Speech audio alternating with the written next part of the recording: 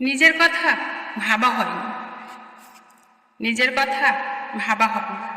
সময় চলে গেছে অন্যদের খুশি করতে করতে।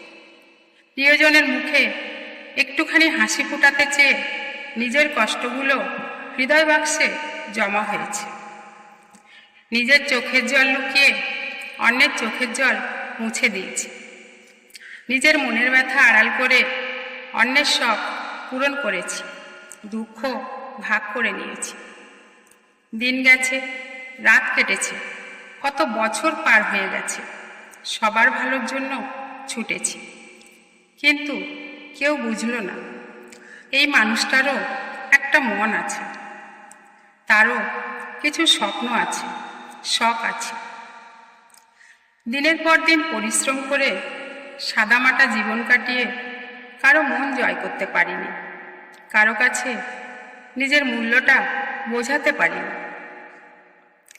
নিজের কষ্ট কাউকে বলিনি, কারণ জানতাম সবাই শুধু গল্প শুনতে চান, অনুভব করতে নয়।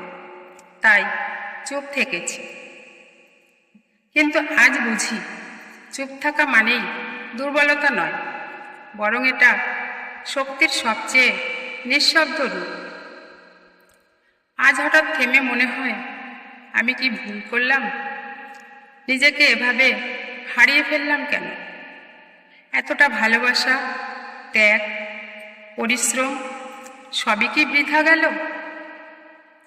কিন্তু না, ঈশ্বর দেখছেন, তিনি জানেন কে কেমন ছিল, কে কাকে কতটা নিঃস্বার্থভাবে ভালোবেসেছে, যত্ন করেছে, খেয়াল রেখেছে।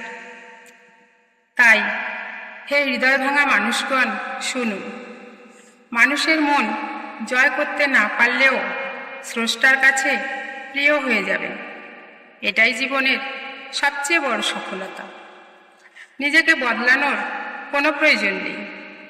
তোমার সেই সুন্দর হৃদয়কে আগলে রাখো, কারণ এই হৃদয়ের দাম হয়তো পৃথিবী বোঝেনি, কিন্তু সর্বশক্তিমান মহান স্রষ্টা নিশ্চয়ই বুঝবেন। রাতের অন্ধকারে যখন সবাই ঘুমায়, তখন ঈশ্বরের কাছে কাঁদুন, কারণ তিনিই জানেন কে কার জন্য কতটা ত্যাগ করেছে। নিজেকে ভালোবাসুন, ঈশ্বরকে ভালোবাসুন, আর প্রার্থনা করতে থাকুন, কারণ তিনিই একমাত্র আমাদের ভালোবাসার যোগ্য।